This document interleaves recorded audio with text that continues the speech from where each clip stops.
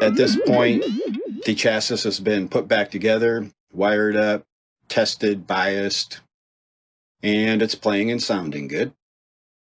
But so much work has been done to this amplifier that I decided to put a detailed description of the work done in the description of this video so that you can go check it out if you'd like to.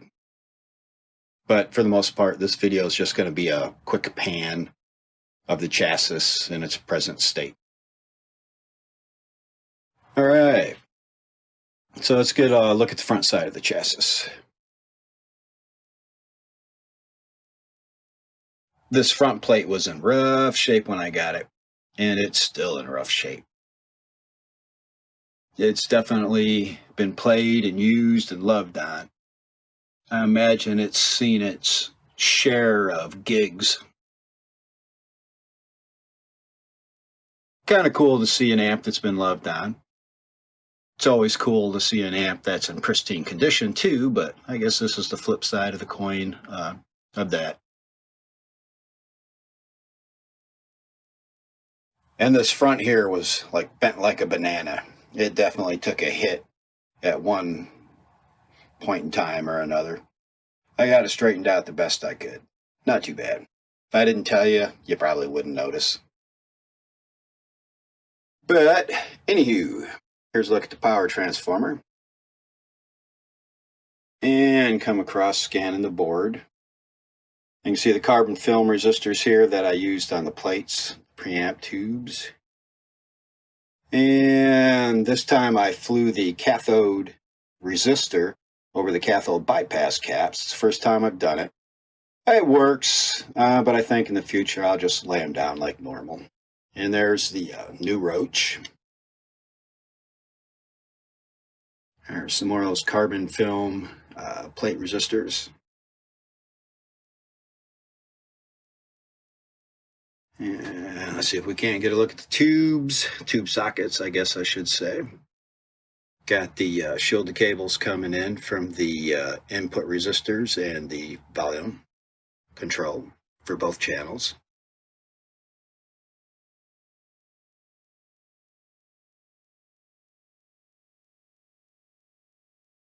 And here's a look at the octo sockets for the power tubes. Using flame-proof screen resistors. Got some 1 ohm resistors to help with biasing, and there's the 1.5Ks tucked away. And that'd be the rectifier socket. And there's a look at the CL80 that I put in to drop the voltage a bit.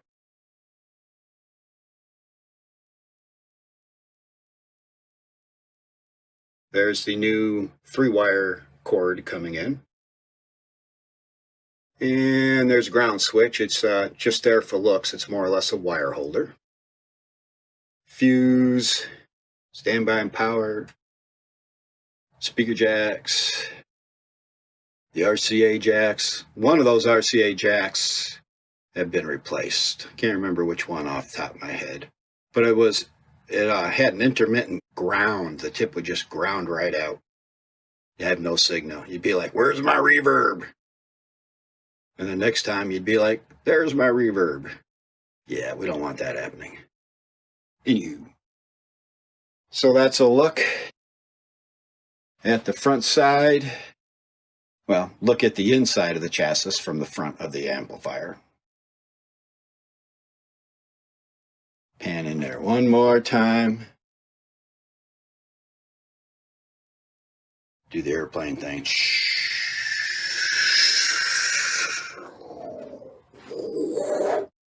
Too much sci-fi, man. Too much sci-fi. All right, let's get a bird's eye view from the backside of the chassis. Get a little bit different perspective here. There's a look at the 2-prong receptacle. I do have a 3-prong receptacle. Not sure if I'm going to put it into this amp or not. I'll probably save it for somebody that specifically requests it.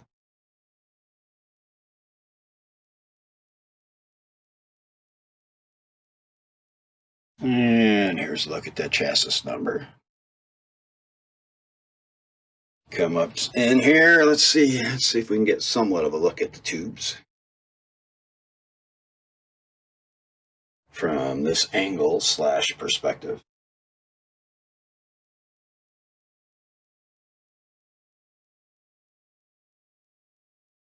There's a look at the CL80 I put in to drop the voltage just a bit. Sometimes I mess with it, sometimes I don't. When this amp was made, it was looking for what, like 117 volts AC mains. Not today's 120 plus AC mains here in the US. Some people don't even mess with it. Some do. Sometimes I do. Sometimes I don't. This time I did. And here's a look at the board. Again, from the backside. A little bit different perspective. See if we can't get a look at those pots and stuff a little better.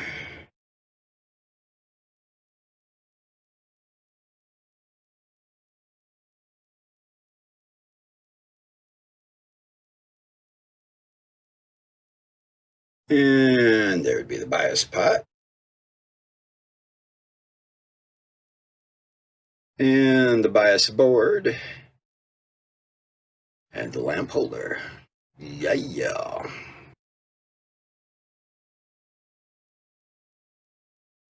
So that about does it, taking a look at the chassis from the backside bird's eye view.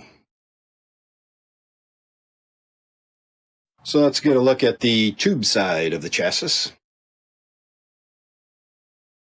Here's a look at a couple of the preamp type tubes uncovered. And here's a reverb transformer. A couple more preamp type tubes covered. Here's a look at the Nesstone 6L6 GC brown base tubes. See if I can't spin around here to get a look at the Electron Tube made in China 5AR4 GZ34. Let's get a look at the power transformer. And there we have the choke and the output transformer and the can / cover for the filter caps.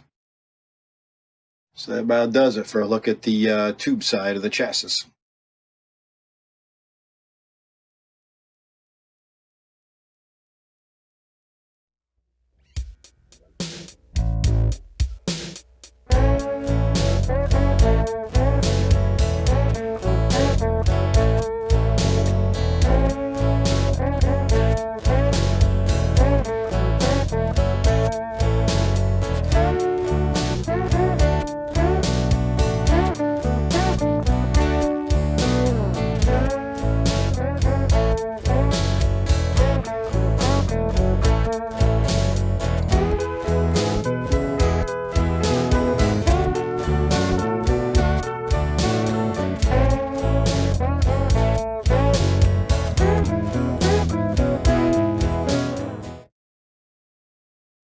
So at this point, with the chassis pretty much ready to go, one, I'll be looking for a 2-button foot switch for the amplifier. But beyond that, I'm working on the cab.